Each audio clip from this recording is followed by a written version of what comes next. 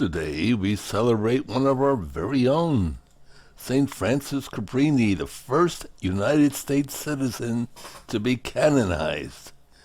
She was refused admission to a religious order which had educated her to be a teacher, so she began charitable work at the House of Providence Orphanage in Italy.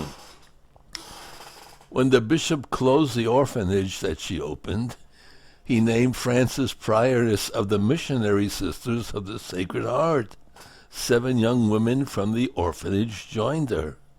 And since her early childhood in Italy, she wanted to be a missionary in China, but Pope Leo XIII said, "Why don't you go in the other direction instead?" So she traveled with 6 sisters to New York City to work with the Italian immigrants. She found disappointment and difficulties with every step. When she arrived in New York, the house intended to be her first orphanage in the United States was not available. The Archbishop said, "Look, why don't you return to Italy?" But Frances, truly a valiant woman, departed from the Archbishop's residence all the more determined.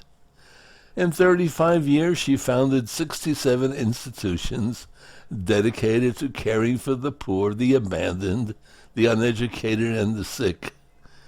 Seeing that the Italian immigrants were losing their faith, she organized schools and adult education classes. As a child, she was always frightened of water, unable to overcome her fear of drowning. In spite of this, she made more than 30 trips across the ocean and died of malaria in her own Columbus Hospital in Chicago. So there you have it, Frances Xavier Cabrini, a woman who did so much good and because of it became a saint. I think there's a message there for us.